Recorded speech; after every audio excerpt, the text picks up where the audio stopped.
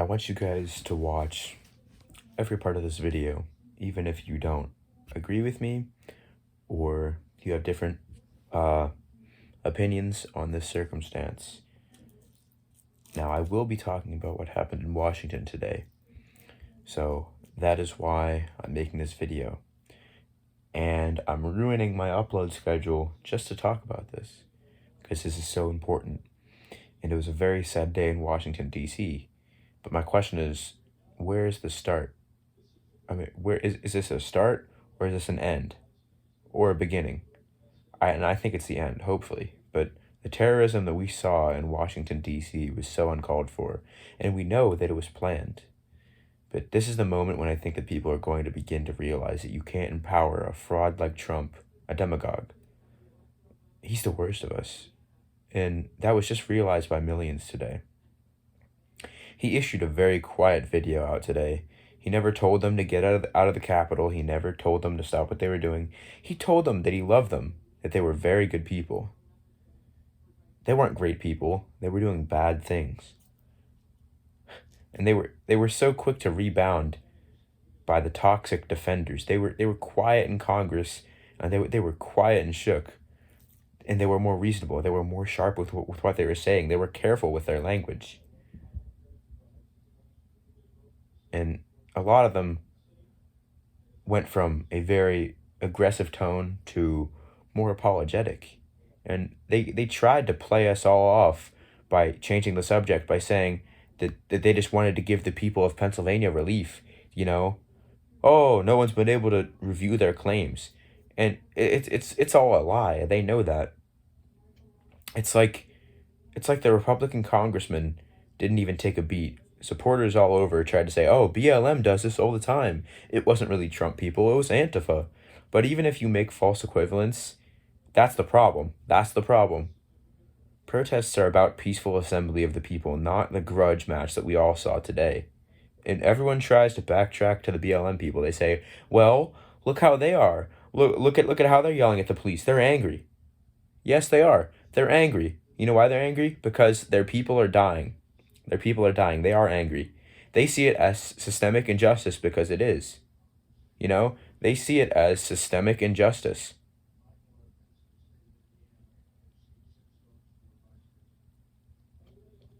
Who said they were supposed to go sing their songs and go home? They aren't. They aren't. That's protected speech. You know what isn't protected speech? Storming the Capitol and destroying the Capitol, destroying the United States Capitol. And how do you defend that? How do you justify it? They can't. And if you can't accept today as what's wrong, then how can both sides come to a standstill? How can both sides come to terms on what's right and what's wrong? They've been broadcasted all over social media and then been weaponized by Trump. Trump has a mantra about him. He seems to act like, oh, only I can fix it. The guy's a fraud and a liar. Always been one. And none of this was surprising today. None of this caught me off guard. None of this was surreal. This was inevitable. You empower someone like Trump, you end up exactly where we are today on January 6th. This is his legacy, and this is how he should be remembered. The question is, where do we go from here? Is this the new normal? Or do people like that, like on the left and right, have to see ground to be reasonable? That things have to be bad, or things have to leave it like it is, Leave it at that. Not bad, but that's the lesson of today. And we will see what Congress does from here. But, Ted Cruz never backed down. Ted Cruz never backed off his podium while people were resigning in Congress today.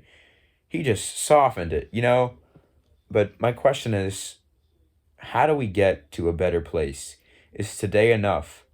Is today enough to show you the price of playing to a dangerous demagogue? Today was surreal. It was really bad. And and Gen Z is living through it. And Gen Z is going to be the future congressmen, the future congresswomen, the future politicians, the future presidents of the United States, eventually later down the line. And we cannot learn from that and think that that's okay, because it's not. I've battled so many people today on social media that think that what his little, speech and what his supporters did today was okay. None of that was okay. But his supporters seem to think it is. They seem to be missing something in the head. A lot of them, think it's bad and it's really bad, and their views on them has changed, but most of them have not. Most of their views have not changed. I just don't know what to say to that. And then I get the people who are trying to defend those people's actions who stormed the Capitol and say, oh, well, yeah, people on the left do this all the time. Really? People call the left the radical left.